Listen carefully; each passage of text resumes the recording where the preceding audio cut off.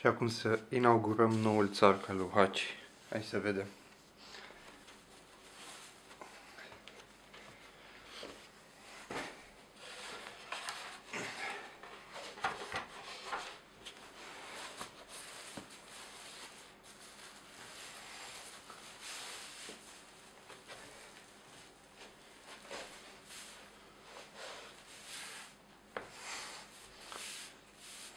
Așa. Să vedem ce am făcut azi.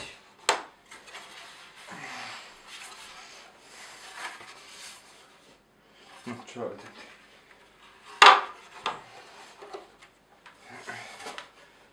Așa.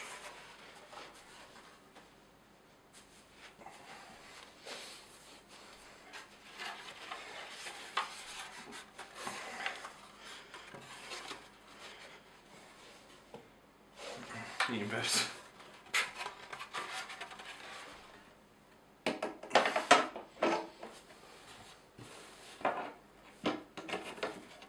No. Și acum să-l aducem și pe cuculeț.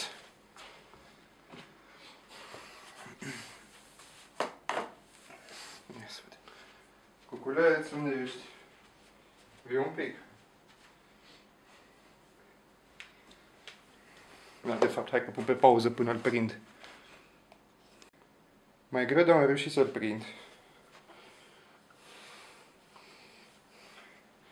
Ta-da! Nu prea, hai să vedem. Haide, cucule.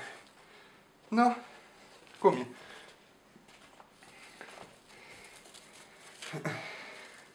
Nu? Atilică. Nu? Cum e țarcul? Ce faci, Atilic? Nu? Îți place aici? Hai! Hai să un pic, hai! Hai, cârnăcior!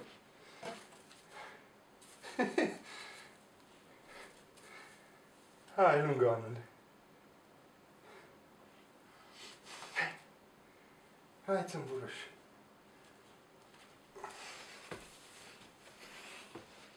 Vrei morcovel, Haci? Hai, coci! Uite ce ți-am adus aici! Hai! Nu vrei morcovel? Uite! Nu vrei?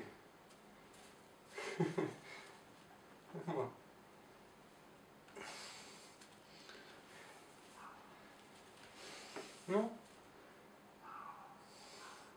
Hai că ți-aduc poate niște castravete, vrei? Hai că punem pe pauză un pic și după aia. Nu, stai cu minte. Oh, ce mic ești acolo.